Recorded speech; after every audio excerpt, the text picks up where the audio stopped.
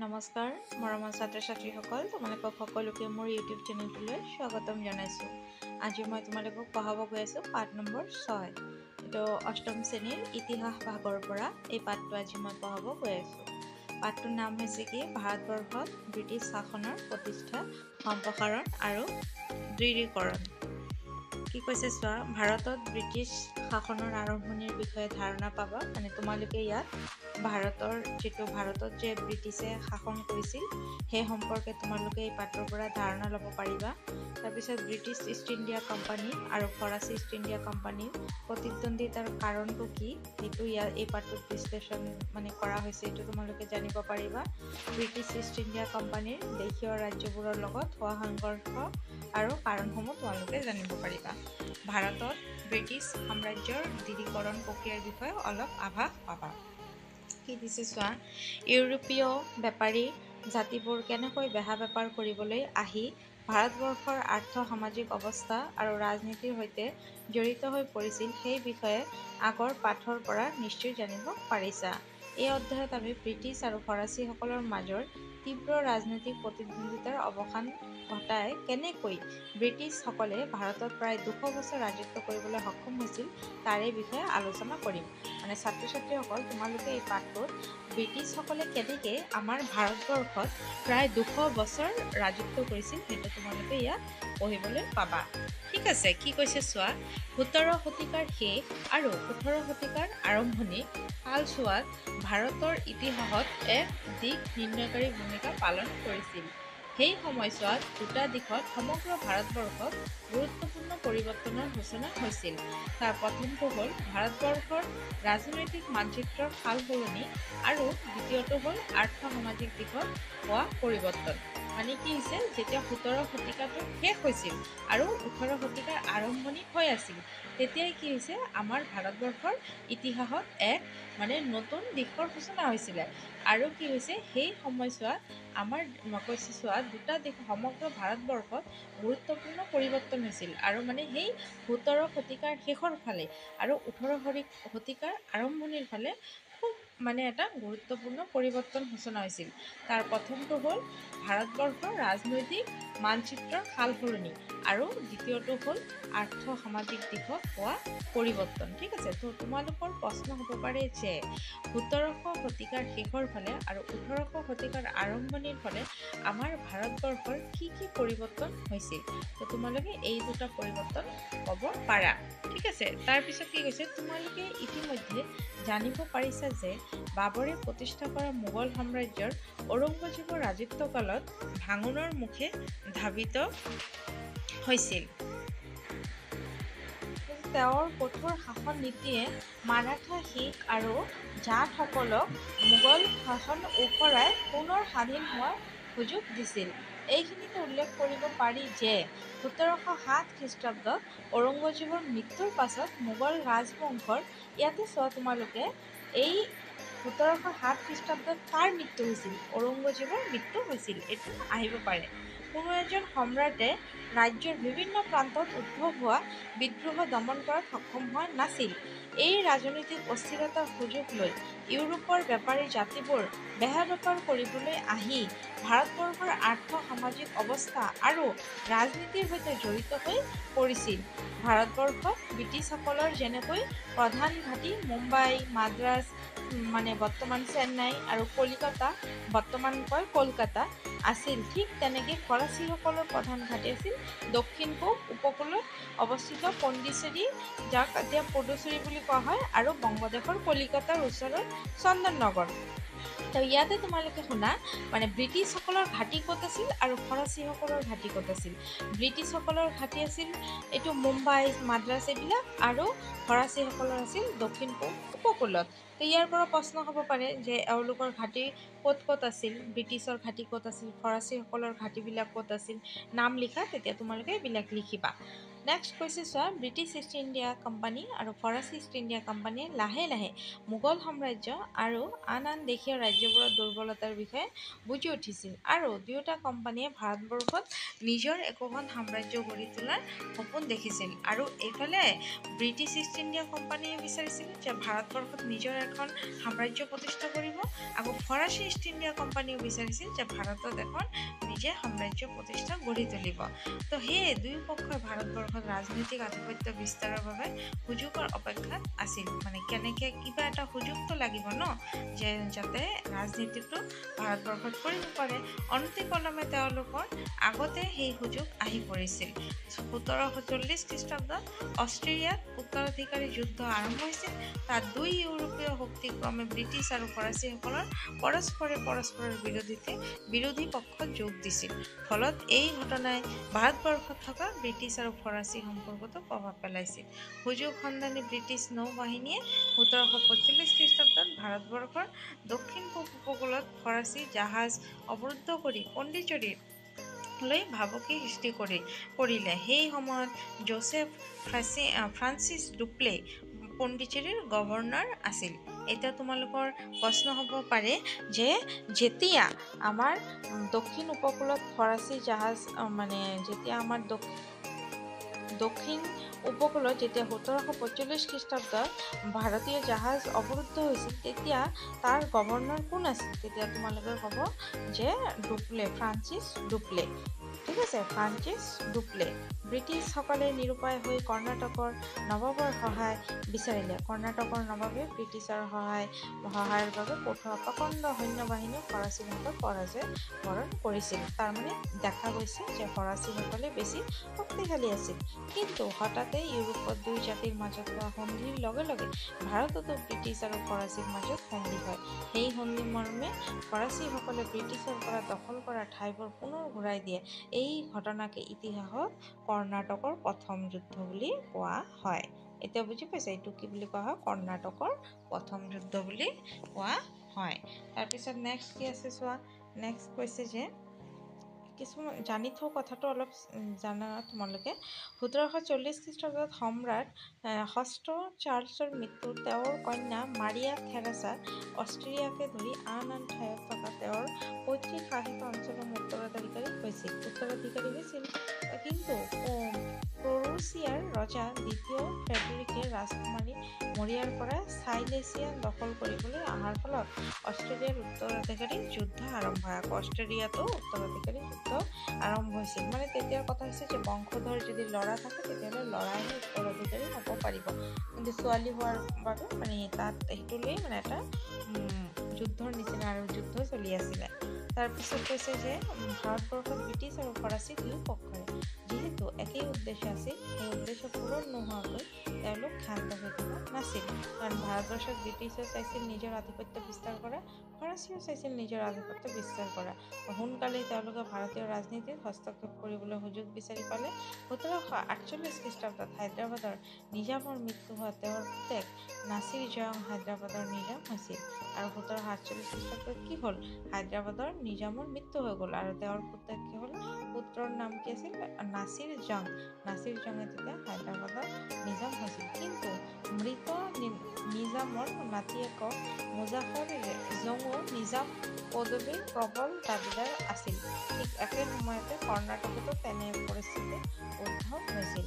পূৰ্বৰ নৱাবৰ দুষ্ট আলী জয় চান্দ চাহিব মাৰাঠাসকলৰ কবলৰ পৰা মুক্ত হৈ আহিছিল। তেওঁ কৰ্ণাটকৰ নৱাব আনোৱাৰুদ্দিনক আঁতৰাই নিজে নৱাব হ'বলৈ বিচাৰিছিল। আৰু এনেকেই কি হ'ল এজনক আঁতৰাই এতিয়া প্ৰশ্নবিলাক সৰু প্ৰশ্ন আছে যিবিলাক তোমালোকে লিখি ৰাখিব পাৰিবা, যাতে ভিতৰৰ পৰা যদি প্ৰশ্ন আহে সেই প্ৰশ্নবিলাক তোমালোকে যাতে কৰিব পাৰা। ঠিক আছে। সুযোগ সন্ধানী ডুপ্লে ফুকনে মুজাফৰ জং আৰু চান্দ চাহিবক সহায় কৰি দুয়োখন ৰাজ্যৰ আভ্যন্তৰীণ ঘটনা হস্তক্ষেপ কৰিছিল। ফৰাচী শক্তি চান্দ চাহিব আৰু মুজাফৰ জঙৰ মিলিত আক্ৰমণত আনোৱাৰুদ্দিন মৃত্যু হয় আৰু তেওঁৰ পুতেক মহম্মদ আলীয়ে ত্ৰিচিনপল্লীত আশ্ৰয় লয়। ফৰাচীসকলৰ এই কাৰ্যৰ প্ৰত্যুত্তৰ হিচাপে ব্ৰিটিছে প্ৰতিপক্ষ নাছিৰ জং আৰু মহম্মদ আলীক সহায় কৰিবলৈ সিদ্ধান্ত লয়। কিন্তু নাছিৰ জঙৰ আতাতিয়াৰ হাতত মৃত্যু হোৱাত ফৰাচীৰ সমৰ্থিত মুজাফৰ জঙাই হায়দৰাবাদৰ নিজাম হয়। কিছুদিন পিছত মুজাফৰ জঙকো শত্ৰুৱে হত্যা কৰাৰ ভূতপূৰ্ব নিজামৰ তৃতীয় পুত্ৰ চালাবাদ জঙক ফৰাচীসকলে নিজাম পাতে। মুজাফৰ জং আৰু চালাবাদ জং দুয়োজনেই কৃতজ্ঞতাৰ চিন স্বৰূপে ফৰাচীসকলৰ মছলিপট্টম বন্দৰ তাৰ ওচৰৰ ভালেখিনি ঠাইৰ উপৰি কৃষ্ণা নৈৰ দক্ষিণ সমগ্ৰ ভূখণ্ড দান কৰিছিল। কৰ্ণাটকৰ নৱাব চান্দা চাহিবেও ফৰাচীসকলক পণ্ডিচেৰীৰ আশে-পাশে প্ৰায় ৮০খন গাঁৱৰ কৰ্তৃত্ব সমৰ্থন কৰিছিল। এইদৰে হায়দৰাবাদ আৰু কৰ্ণাটকত ফৰাচীসকলৰ প্ৰতিপত্তি যথেষ্টখিনি বাঢ়িছিল। এনেকুৱা সংকটপূৰ্ণ পৰিস্থিতি ব্ৰিটিছ গভৰ্ণৰ চাণ্ডাৰ্ছে ৰবাৰ্ট ক্লাইভৰ নামৰ এজন ডেকা বিষয়াক কৰ্ণাটক অভিযানৰ দায়িত্ব দিয়ে। প্ৰায় ২ মাহ কাল কৰ্ণাটক অভিযানৰ পাছত ক্লাইভে বিজয় সাব্যস্ত কৰিলে। এই অভিযানৰ চমকপ্ৰদ কৃতকাৰ্যতাই ব্ৰিটিছসকলৰ বাবে ভাৰতবৰ্ষৰ ৰাজনৈতিক উত্থানৰ পথ প্ৰশস্ত কৰে। ব্ৰিটিছ চান্দা চাহিবক বিতাড়িত কৰি মহম্মদ আলীক কৰ্ণাটকৰ নৱাব পাতে। ইতিমধ্যে নিজ গৃহ চৰকাৰে ভাৰতবৰ্ষৰ আভ্যন্তৰীণ বিষয়ত হস্তক্ষেপ নকৰাৰ সিদ্ধান্ত লোৱাত দুয়োখন ৰাষ্ট্ৰই যুদ্ধৰ পৰা বিৰত থাকে। ডুপ্লেক গৃহ চৰকাৰে স্বদেশলৈ ঘূৰাই নিয়ে। এনেকৈ দ্বিতীয় কৰ্ণাটক যুদ্ধৰ অন্তত দাক্ষিণাত্যত ব্ৰিটিছৰ সম্প্ৰসাৰণৰ বাট মুকলি হৈ পৰে। তো প্ৰথমত তোমালোকে ফাৰ্ষ্টতে পাইছা যে কৰ্ণাটকৰ প্ৰথম যুদ্ধ আৰু ইয়াত তোমালোকে পালা যে কৰ্ণাটকৰ দ্বিতীয় যুদ্ধ।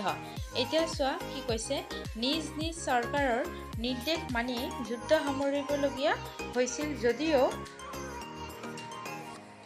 ব্ৰিটিছ আৰু ফৰাচী দুয়োপক্ষই কিন্তু পুনৰ বিবাদ কেনেকৈ ঘটে তাৰ বাবে আগ্ৰহেৰে বাট চাই আছিল। ১৭৫৬ খ্ৰীষ্টাব্দত ইউৰোপত আৰম্ভ হোৱা ৭ বছৰীয়া ৰণৰ প্ৰতিক্ৰিয়া ভাৰততো দেখা দিয়ে। তো ইউৰোপত কিমান বছৰ ৰণ হৈছিল? ৭ বছৰ। আৰু কিমান খ্ৰীষ্টাব্দত? ১৭৫৬ খ্ৰীষ্টাব্দত। ফ্ৰান্স আৰু গ্ৰেট ব্ৰিটেইনে ইউৰোপত এই যুদ্ধত পৰস্পৰৰ প্ৰতিদ্বন্দ্বী হিচাপে থিয় দিছিল।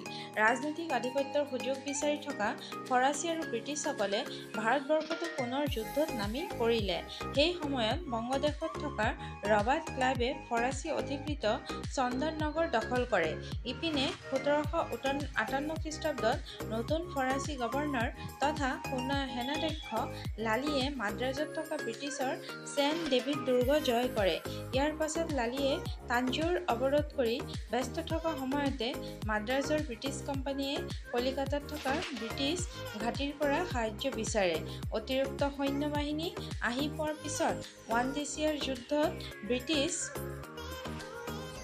সেনাপতি ছাৰ আয়াৰকুটৰ হাতত ফৰাচী সেনাধ্যক্ষ লালি আৰু বুচিয়ে পৰাজয় বৰণ কৰে। এতিয়া লালি আৰু বুচিয়ে কাৰ হাতত পৰাজয় বৰণ কৰিছিল? এতিয়া কি ক'বা? ব্ৰিটিছ সেনাপতি ছাৰ আয়াৰকুটৰ হাতত। ঠিক আছে। নেক্সট কি কৈছে? ৱানডিয়াছৰ যুদ্ধই ভাৰতবৰ্ষত ফৰাচীৰ প্ৰভাৱ লুপ্ত কৰিলে বুলি ক'ব পাৰি। তো ভাৰতত ফৰাচীৰ প্ৰভাৱটো কোন যুদ্ধই লুপ্ত কৰিছিল? তেতিয়া তোমালোকে ক'বা ৱানডিয়াছৰ যুদ্ধ। ঠিক আছে। ৱানডিয়াছৰ যুদ্ধটো চোৱা পুৰা একদম ব্লেক কৰি দিছে অলপ। অন্যহাতে এই যুদ্ধই ভাৰতবৰ্ষত ব্ৰিটিছসকলৰ উত্থান প্ৰসাৰ আৰু আধিপত্য বিস্তাৰৰ ওপৰত প্ৰভাৱ পৰে। তাৰপিছত তোমালোকে এই প্ৰশ্নবিলাক নিজেই পাই যাবা। তোমালোকে আগৰ পাঠখিনি খুব ধুনীয়াকৈ পঢ়াই দিছোঁ, মন দি শুনিলে এই প্ৰশ্নকেইটা তোমালোকে পাই যাবা। ঠিক আছে। বংগদেশত ব্ৰিটিছৰ আধিপত্য বিস্তাৰ দাক্ষিণাত্যত। এতিয়া বংগদেশত ব্ৰিটিছৰ কেনেকৈ আধিপত্য বিস্তাৰ কৰিছিলে সেইটো ইয়াত দিছে। দাক্ষিণাত্যত খোপনি পুতি আগবাঢ়ি ধৰা ফৰাচী শক্তিক পৰাভূত কৰি ব্ৰিটিছে ভাৰতবৰ্ষত তেওঁলোকৰ সাম্ৰাজ্য প্ৰতিষ্ঠাৰ পথ মসৃণ কৰি তুলিছিল। চতুৰ ব্ৰিটিছ কোম্পানীয়ে ভৌগোলিক দিশৰ পৰা সুচল বংগদেশত আৰম্ভণিৰ পৰাই বিশেষ মনোযোগ দিছিল। তেওঁলোকে ভালকৈ বুজিব পাৰিছিল যে বংগৰ সাৰুৱা ভূমি কৃষিৰ বাবে উপযোগী হোৱাৰ বাবে ইয়াত খাদ্য শস্যৰ উৎপাদন পৰ্যাপ্ত। বংগদেশৰ পৰা সাগৰীয় পথেৰে বিশ্বৰ অন্যান্য ঠাইলৈ ব্যৱসায় বাণিজ্যৰ বাবে যথেষ্ট সুবিধা। তদুপৰি কুটীৰ শিল্পৰ ক্ষেত্ৰতো ভাৰতৰ অন্যান্য অঞ্চলৰ তুলনাত বংগদেশ যথেষ্ট চহকী। ব্যৱসায় বাণিজ্যতো বংগদেশ আগবঢ়া। সেয়েহে বংগদেশত ব্যৱসায়িক আৰু ৰাজনৈতিক আধিপত্য স্থাপনত ইষ্ট ইণ্ডিয়া কোম্পানীয়ে বিশেষ গুৰুত্ব দিছিল। দাক্ষিণাত্যত কৰ্ণাটক যুদ্ধ চলি থকাৰ সময়ত বংগদেশৰ ৰাজনৈতিক পৰিস্থিতি দুৰ্বল হৈ পৰিছিল। এই দুৰ্বলতাৰ সম্পূৰ্ণ সুযোগ ব্ৰিটিছ কোম্পানীয়ে ল'ব বিচাৰিলে। 1756 খ্ৰীষ্টাব্দত বংগৰ নবাব আলীবৰ্দী খাঁৰ মৃত্যু হয়। এতিয়া প্ৰশ্ন হ'ব পাৰে যে বংগৰ নবাব কোন আছিল? তোমালোকে কি লিখিবা? আলীবৰ্দী খাঁ। নবাবৰ মৃত্যুৰ পাছত তেওঁৰ কোনো পুত্ৰ সন্তান নথকাত নবাবী পদক লৈ বিবাদৰ সূত্ৰপাত হয়। নবাব আলীবৰ্দী খাঁৰ মৃত্যুৰ আগতে তেওঁৰ 3 গৰাকী জীয়েকৰ ভিতৰত সৰু জীয়েকৰ পুত্ৰ চিৰাজউদ্দৌলাক বংগৰ নবাব হিচাপে উত্তৰাধিকাৰী পাতি থৈ গৈছিল। সেইমতে আলীবৰ্দী খাঁৰ মৃত্যুৰ পাছত চিৰাজউদ্দৌলা বংগৰ নবাব হয়। কিন্তু ডাঙৰ জীয়েক ঘাচিতি বেগম আৰু মাজু জীয়েকৰ পুত্ৰ শৌকত জঙো বংগৰ সিংহাসনৰ দাবীদাৰ আছিল।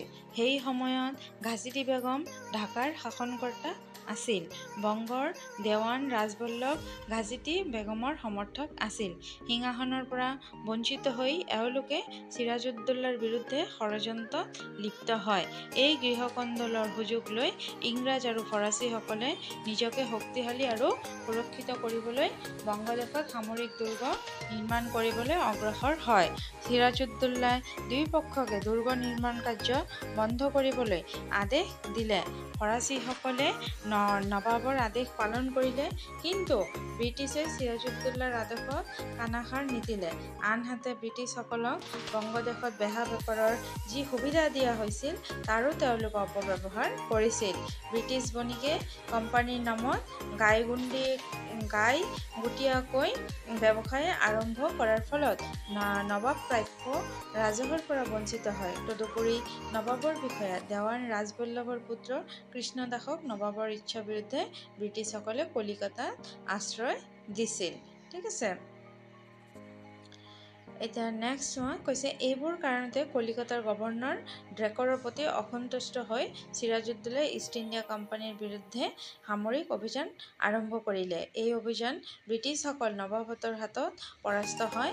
বংগদেশত হোৱা এই পৰাজয়ৰ বাতৰি পাই ইষ্ট ইণ্ডিয়া কোম্পানী মাদ্ৰাজ দুৰ্গ কৰ্ণেল ৰবাৰ্ট ক্লাইভ আৰু নৌ সেনাপতি ৱাটছনে সসৈন্য আহি কলিকতাৰ ফৰ্ট উইলিয়াম দুৰ্গ উদ্ধাৰ কৰে। কিন্তু অতি সোনকালে দুয়ো পক্ষৰ মাজত আলীনগৰত সন্ধি হয়। সন্ধিৰ চৰ্তমতে চিৰাজউদ্দৌলাই বংগদেশত ব্ৰিটিছসকলক পূৰ্বৰ সুযোগ সুবিধাবোৰ দিবলৈ মান্তি হয়। 1757 খ্ৰীষ্টাব্দত কৰ্ণেল ৰবাৰ্ট ক্লাইভে ফৰাচী অধিকৃত চন্দননগৰ দখল কৰি ফৰাচী শক্তিক এশিকনি দিবলৈ ওলোৱাত ফৰাচীসকলে নবাবৰ ওচৰত আশ্ৰয় গ্ৰহণ কৰে। ইয়াতে ক্ষুণ্ণ হৈ ব্ৰিটিছে নবাব আৰু ফৰাচীসকলৰ সৈতে মিত্ৰতা ভংগ কৰিবলৈ দৃঢ় প্ৰতিজ্ঞ হয়। ব্ৰিটিছসকলে নবাব চিৰাজউদ্দৌলাক গাদীচ্যুত কৰাৰ বাবে ষড়যন্ত্ৰত লিপ্ত হয়। এই ষড়যন্ত্ৰত নবাবৰ সেনাপতি মিৰ্জাফৰ, ৰায়দুৰ্লভ, দেৱান ৰাজবল্লভ, উমিচাঁদ আৰু ব্যৱসায়ী জগত শ্বেঠ আদি জড়িত আছিল। ৰবাৰ্ট ক্লাইভে এইসকলৰ লগত এক গোপন চুক্তি কৰে। সেই চুক্তি মতে ব্ৰিটিছসকলে চিৰাজউদ্দৌলাক আঁতৰাই মিৰ্জাফৰক বংগৰ নবাব পদত অধিষ্ঠিত কৰা হ'ব বুলি প্ৰতিশ্ৰুতি দিয়ে। তাৰপিছত ষড়যন্ত্ৰ সকলো আয়োজন সম্পূৰ্ণ হোৱাত ৰবাৰ্ট ক্লাইভে চিৰাজউদ্দৌলাৰ বিৰুদ্ধে সন্ধি ভংগৰ মিছা অভিযোগ আনি যুদ্ধ ঘোষণা কৰে।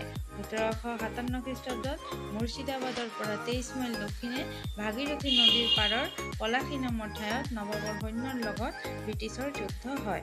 নবাবৰ দুই সেনাপতি মীৰ মদন আৰু মোহনলালে তাকৰীয়া সৈন্যৰে অসীম পৰাক্ৰমেৰে যুঁজি অৱশেষত প্ৰধান সেনাপতি মিৰ্জাফৰৰ বিশ্বাসঘাতকতাৰ বাবে পৰাজয় বৰণ কৰিব লগা হয়। যুদ্ধত পৰাজিত চিৰাজউদ্দৌলাক মিৰ্জাফৰৰ পুতেক মিৰাণে হত্যা কৰে। পলাশী যুদ্ধৰ পিছত এতিয়া চিৰাজউদ্দৌলাক কোনে মানে হত্যা কৰিছিল চিৰাজউদ্দৌলাক মিৰ্জাফৰৰ পুতেক মীৰানে হত্যা কৰিছিল এইবিলাক সৰু সৰু প্ৰশ্ন তোমালোকক আহিব পাৰে পৰীক্ষাত পলাশী যুদ্ধৰ পিছত ব্ৰিটিছে পূৰ্বৰ প্ৰতিশ্ৰুতি মতে মিৰ্জাফৰক বংগৰ নবাব পাতে যুদ্ধৰ ক্ষতিপূৰণ হিচাপে মিৰ্জাফৰে ক্লাইভ আৰু ব্ৰিটিছ কৰ্মচাৰীসকলক অজস্ৰ ধন সম্পত্তি দি পুৰস্কৃত কৰিছিল আৰু 24 পৰগনাৰ জমিদাৰী ব্ৰিটিছ কোম্পানীক দান দিছিল সামৰণি দৃষ্টিকোণৰ পৰা পলাশী যুদ্ধক যুদ্ধ বুলি ক'ব নোৱাৰি যদিও এই যুদ্ধই ভাৰতীয় ইতিহাসত এক গুৰুত্বপূৰ্ণ স্থান দখল কৰিছে এই যুদ্ধ জয়ী হৈ ব্ৰিটিছসকলে বংগৰ লগতে ভাৰতবৰ্ষৰ আভ্যন্তৰীণ ৰাজনীতিত প্ৰভুত্ব বিস্তাৰ কৰিবলৈ সুবিধা পায় আনহাতে ফৰাচী শক্তি ক্ৰমান্বয়ে লোপ পাই আহে পলাশী যুদ্ধৰ পৰাই মধ্যযুগীয় ভাৰতীয় প্ৰায়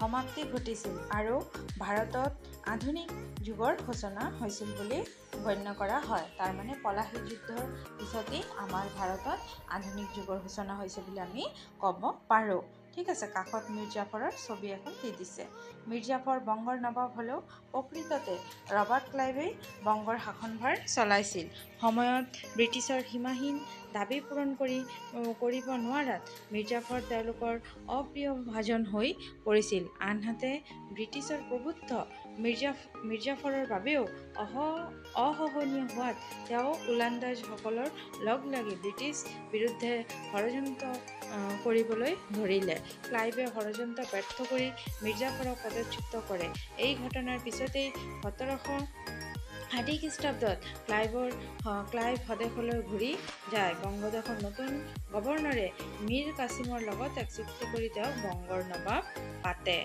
বুজিছানে ছাত্ৰ ছাত্ৰীসকল ধুনীয়াকৈ তোমালোকক পলাশী যুদ্ধ পঢ়াই দিলোঁ পলাশী যুদ্ধত কোনকেইজন সেনাপতিয়ে নবাব হৈ পৰাক্ৰমেৰে যুঁজ দিছিল ভাৰতৰ ইতিহাসত পলাশী যুদ্ধৰ গুৰুত্ব বিশ্লেষণ এইবিলাক খুব ধুনীয়াকৈ নিজে পঢ়ি ল'বা মানে তাত মই পঢ়াই দিছোঁতো লাইন বাই তোমালোকে অলপ নিজে পঢ়িবা তেতিয়াহ'লে প্ৰশ্নোত্তৰকেইটা নিজে লিখিবা আৰু বেছি মনত থাকিব ঠিক আছে আৰু এইখিনি তোমালোকে নিজে অলপ পঢ়ি ল'বা ঠিক আছে এইখিনি তোমালোকে পঢ়ি ল'বা বক্সাৰ যুদ্ধ কি এইবিলাক অলপ পঢ়ি ল'বা নহ'লে ভিডিঅ'টো বহুত দীঘল হৈ গৈ থাকিব ৰেগুলেটিং এক্ট মানে কি এইটো তোমালোকক লাগিব ঠিক আছে ৰেগুলেটিং এক্টৰ বিষয়ে অলপ তোমালোকে পঢ়ি ল'বা আৰু মই প্ৰশ্নৰ উত্তৰখিনি দি দিছোঁ ইমানখিনি তোমালোকে নিজে অলপ ঘৰত পঢ়ি ল'বা আৰু প্ৰশ্নৰ উত্তৰখিনি নিজৰ বহি লিখি ল'বা ঠিক আছে মই যদি গোটেইখিনি পঢ়াব যাওঁ তেতিয়াহ'লে ভিডিঅ'টো বহুত দীঘল হৈ যাব ঠিক আছে সেইকাৰণে ছাত্ৰ ছাত্ৰীসকল মই তোমালোকক ধুনীয়াকৈ প্ৰশ্নৰ উত্তৰখিনি দি দিছোঁ সেইখিনি তোমালোকে উঠাই ল'বা আৰু ইয়াত মনত ৰাখিবলগীয়া কথাবিলাক তোমালোকে সদায় পঢ়িবা মই সকলো ভিডিঅ'তে কওঁ যে সমাজ বিজ্ঞানৰ যিসমূহ মনত ৰাখিবলগীয়া কথা থাকে এইবিলাক খুব ধুনীয়াকৈ মন দি পঢ়িব লাগে তেতিয়াহ'লে তোমালোকে প্ৰশ্নৰ উত্তৰ ইয়াৰ পৰা দিলেও তোমালোকে লিখিব পাৰিবা ঠিক আছে ছাত্ৰ ছাত্ৰীসকল যদি ভিডিঅ'সমূহ ভাল লাগে তেতিয়াহ'লে অন্ততঃ লাইক এটা কৰি দিবা ঠিক আছে থেংক ইউ সকলোকে